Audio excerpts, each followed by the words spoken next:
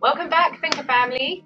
Welcome to our two-part episode of us talking about everything. You've all been asking for it. You're asking where it came from, where the ideas come from, why we're doing it, how our background is. We answer all of these questions, but we talk so much that we had to put it into a two-part. But they're both very interesting, so watch till the end. And if you have any more questions, ask us. So enjoy part one. I'm Emma and this is Edu. We're the founders of Tenerife Horse Rescue. We are a small non-profit, self-founded, eco-friendly animal sanctuary born in 2018. We are run by a great big family of volunteers. And an even bigger animal family. Don't forget to press the subscribe button to follow our finca life adventures every week.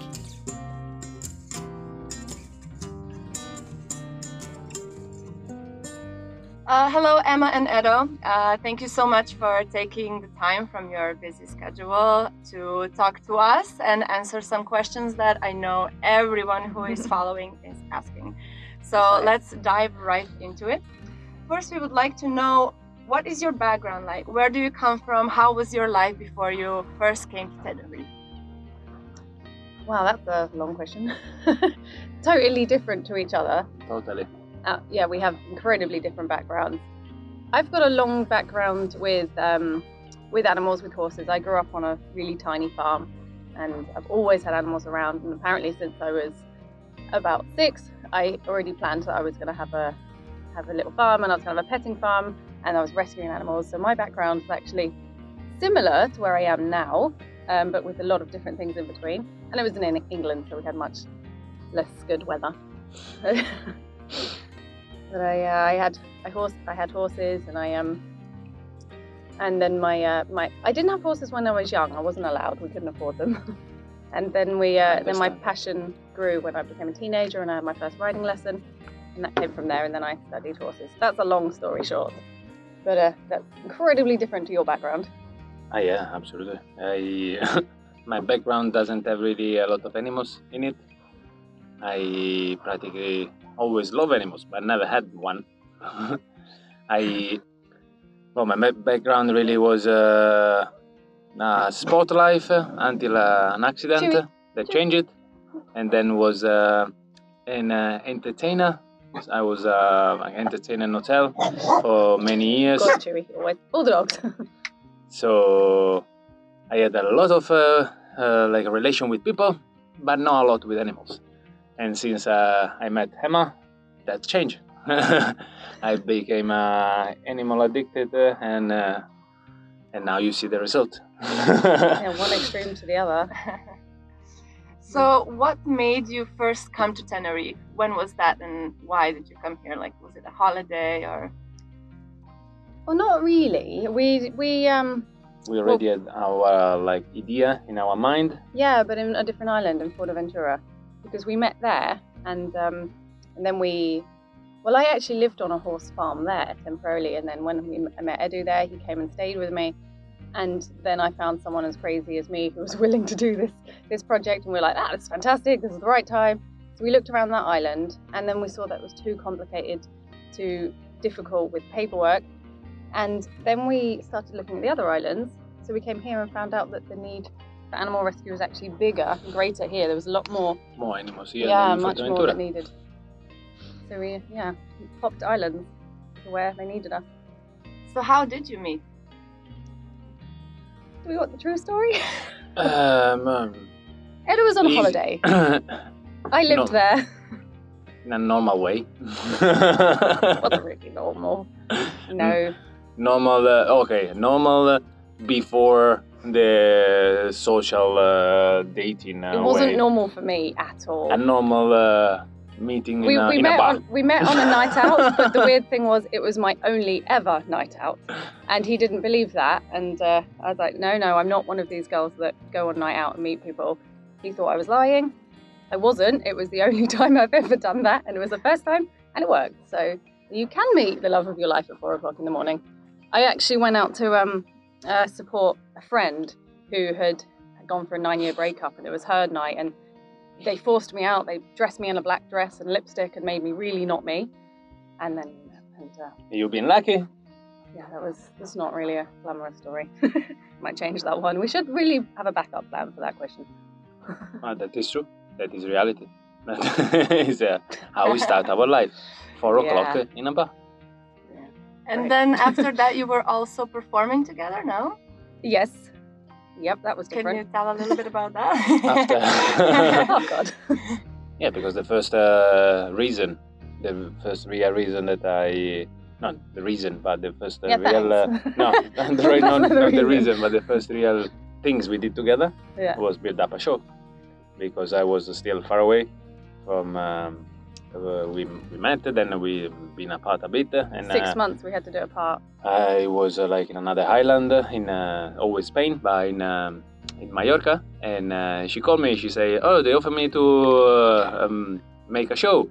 And I was a pole dance teacher at the time, pole fitness teacher, should I say, and I was doing that for a job.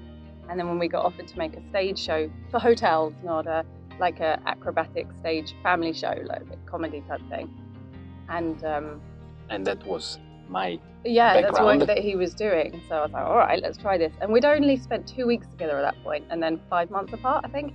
You came for 2 days to visit me. We were like long distancing, and then we're like, yeah, we can do this. So we had 3 weeks to make a show from 2 different countries, like online, and we somehow managed. And then you flew here, moved in. I was like, then we were working together all day, every day. So we were doing the shows in the evening, and we were doing the horse excursion centre in the day, and I was working online also, so we could save up the money to do this. Yeah, that was a very different lifestyle. Yeah, it sounds like well, we still lived in a caravan on a horse farm. It wasn't that different, but we were dancing at night to save the money. We were looking posh in the night. Yeah. So at what point did you decide to open an animal rescue?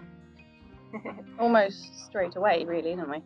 We, well, because it'd always been in the back of my mind, and my parents also, we wanted to do, me and my parents, my second name is Greenfield, and we always planned to have Greenfield's farm. Not here, there's no green fields here, it doesn't work here, but yeah, we should call it that. So that was always a sort of plan, and then when I got with you and you also liked the idea, we pretty much thought it straight away. We jumped into our relationship very quick. We're like, yeah, let's start a stage show together and let's buy a farm, when we didn't know each other really. But so almost straight away. And then the time we spent together in Fuerteventura, we saw the need for it, the need on the Canary Islands and the welfare of the animals and the horses in particular. And we started to research into it, and we thought, this is the perfect time. They need us. And there wasn't. And also because at the beginning we didn't start really immediately in a rescue center. It evolved. We didn't know how easy it would be. Well, it wasn't easy, but I mean how we would evolve into a charity so soon. We didn't expect that, but developed really quick, didn't it? Yeah, our dream was a little like Animal Corner, where everybody was happy. Yeah, but then, mini version of what we're doing now. Then, more time being in the island. You see what is good, what is wrong, and how much we need. Try to make a balance a bit. Mm. So you already kind of dug into my next question, which was like how it became an animal sanctuary. Like, what was the first animal that you rescued? Well, Iggy, who was on my lap a minute ago, I rescued 12 years ago. So he was the very, very first. He started it all. When I rescued him, I was doing dog walking at the time. I had a dog walking company. I mean, I was a teenager, and that was what I was doing as a job, and dog walking and pet sitting. And then I found him, and he needed a home, and I saw he opened up my eyes to rescuing animals, and then from that moment on, that I was waiting for this. And then the first one got together. Well, I rescued Kiara as well before you, even though she's very much his dog. She was waiting for him as much as me. And who did we first rescue together? Lemon Puff? Twister. Twister was our little first rescue cat from the street. The cockerel, the yellow one. But the real probably first rescue and we did it. Was the cockerel. The cockerel we had like a baby chicks, and we had at the time. We found them the in the big swimming pool. No, we found the mum with the babies in the swimming pool in the middle of a kalima, and there was no. They'd fallen in a big dry swimming pool in Fuerteventura in the middle of a kalima, so it was like 40 degrees. They had no water and they were dying, and we smuggled them out of there, and then we got them. We saved them, and then we had a bardino that was coming in the finca and like. This was back on saying good morning to the chicken, and this little cockerel was paralyzed for a couple of days. So we started to do like some physiotherapy in a sock, and slowly, day by day, start to move again the paw, and in a week he was able to walk again. So at the second week was perfectly fine again. That was our first rescue. And then we gave it to yellow one. Yeah, the yellow one. We gave him to my friend in Fuerteventura when we moved here because we couldn't bring a cockerel with us, and so she had him. And then once we were all set up, we had a place to come. She actually brought him back here. So we got him back, and she brought him over here on the ferry. I told her that cockerels will stay quiet if you keep in the dark. I lied. He crowed all the way here on the ferry, and she was really embarrassed. I arrived back. But he was our first rescue together. Yeah. But our first horse was Echo, and then Capri.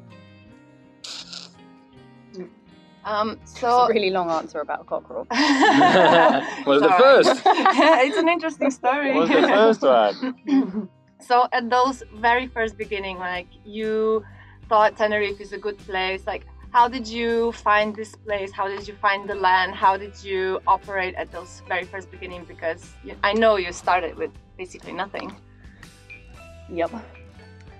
Yeah, it was not easy. At the beginning it was not well, any step of this project was not so easy. None of it's been easy. Everything is really excited, and more animals you can help, more you wanna give to them. So, but yeah, no, it's not been easy, and neither found in this land because we've been a month and month just driving around everywhere. Ask to everybody if they knew some piece of land to sell, and they weren't that wasn't that well received. We're an English and Italian couple turning into like.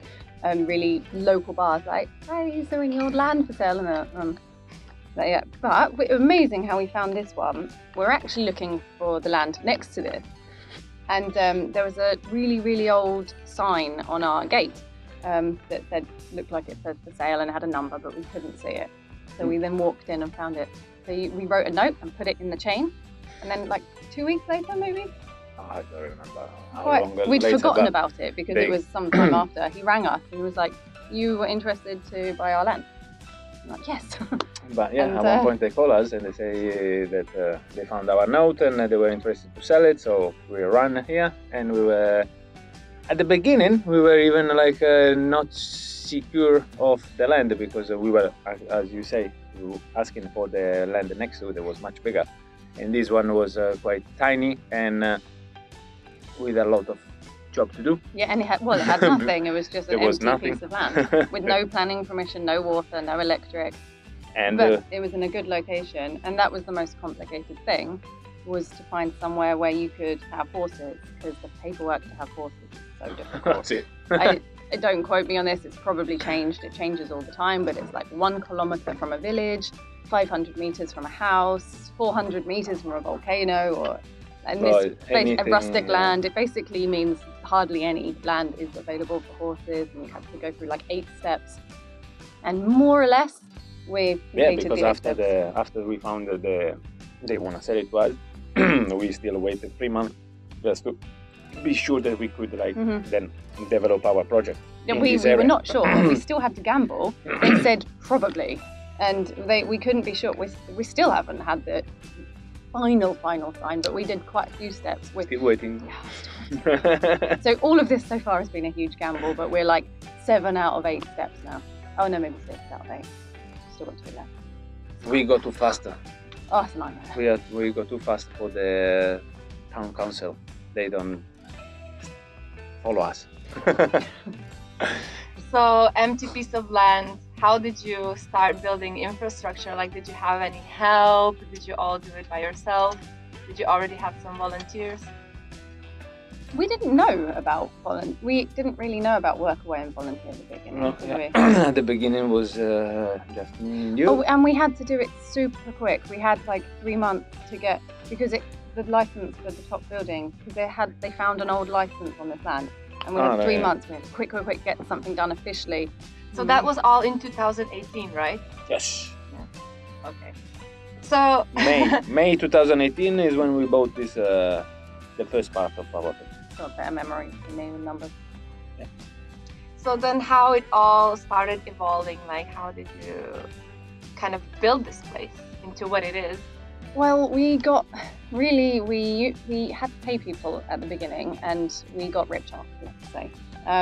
We were new, rookie mistake, trusted people that seemed like friends and were helping, and but they gave lifetime us lifetime guarantee we didn't have and things. So we realized that paying the professionals, they just screwed us over, and it didn't go very well. But at least, with like honestly, 3 different professionals. I got experience. Yeah, that's true. Because as I say, my background was not this kind of construction or animals. It was like for pretty like a fun life.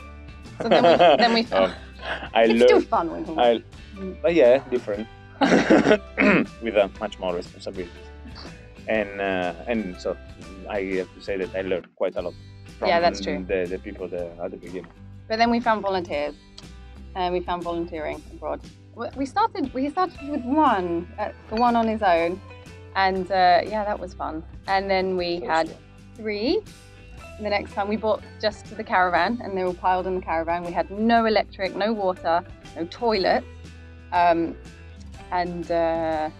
we started with a little mini family. Then we found out how passionate volunteers could be, and that grew and grew from there, which made the project get bigger and bigger. And as we got bigger, more and more people asked us to rescue more and more animals, so we had to keep following and growing, and then it evolved into what we are now. 250 plus animals and 25 plus volunteers. It grew a lot. So a big family. Yep. So let's talk a little bit about the volunteering. Like, what roles do you currently have here? So we didn't start with roles. We just started with everyone doing everything. We had like horse people doing the horses, and then once we finished, there wasn't many horses, so everyone did everything together. But now, because we get so many people request to stay, and because we all work really the best to grow it, we can be organised. So we actually have people doing specific things from, we sort of separated it into teams a bit because it's easier. So many people to manage. My team is online, which is you, doing the videoing and the social media, growing the online community. And then I also have the horse girls, the small animal girls, and cleaners. And yours?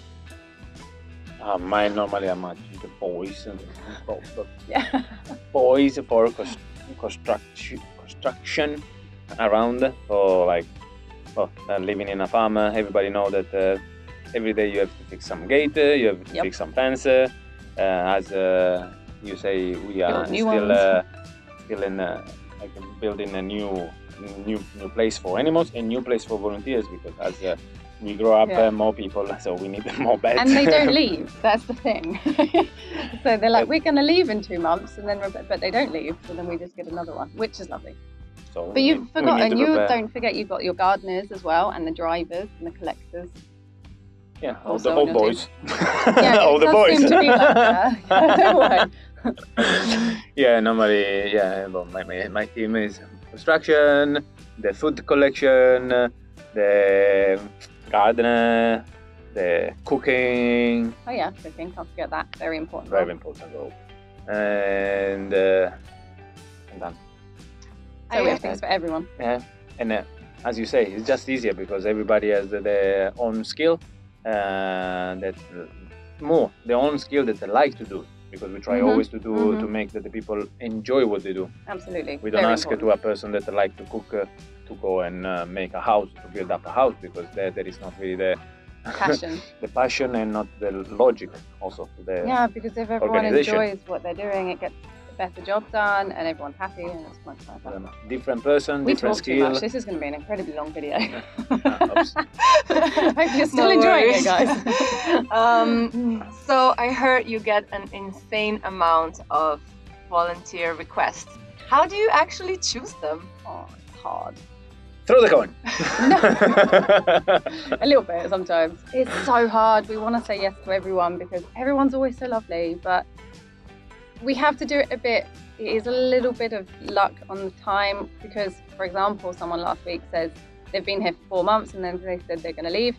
And then I put the advert up and then the person who can do, you know, that at that time is a bit lucky. Like we have someone who arrived this week. She said she applied last year and she conveniently applied at the right time this time when there was a job. But some people we do speak to well in advance because you just get the vibe with some people. You get chatting with them, tell them about the place, you know, that you'll be living in caves and it's very rustic and there's no TV and there's no electric half the time and no luxuries. So that rules out lots of people to get to the people that want to be this, and you can get people's passion. So that's how we pick, by talking a bit. But it is difficult because we really get around 10 a day messaging us, which we're incredibly grateful for. 10 a day by Workaway, then there is all different platforms, so probably that's we have true. 20 a day. Yeah, that's true. At least. We've even, my lovely sister has made me a like a organised spreadsheet, which now people apply and it goes straight into there, and we get so many in there as well. It's crazy. So you mentioned already that some people stay up to 2 years here. What do you think it is about this place that people don't want to leave it? She was explaining, the right people that after that they have a chat with Emma, because Emma is also one of her roles, like check out who is the next Workaway that is gonna arrive on our project, and when they understand now what we do and how we do, once that they come here and they enjoy, I think that they are like a bit crazy like us. They like the animals. They love to help animals and an easy life, because as she say before, like our life here is not at all the 2021 life. No, very basic.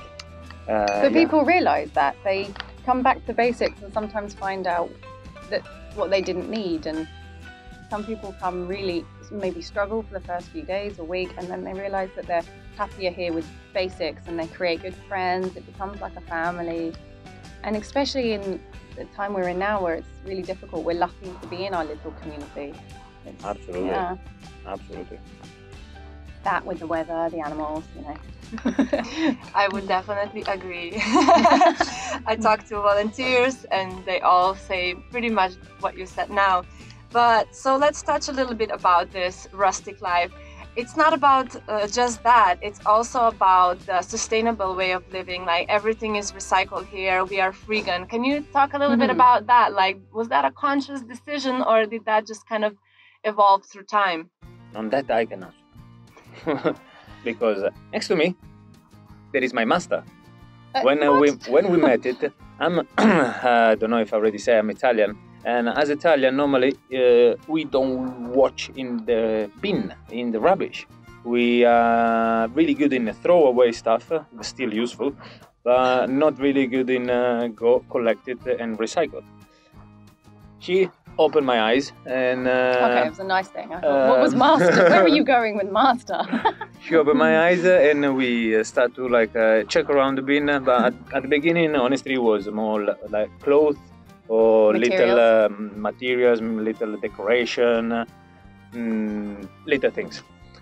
But as I was going more and more to the rubbish, to the bin, I was opening my eyes, because I was finding every day more and more stuff useful, from the food sometimes till construction material, completely new. Just dump it because it's closer to dump it next on the barranco than go to the Punto Limpio and throw it in the right place. So there I start to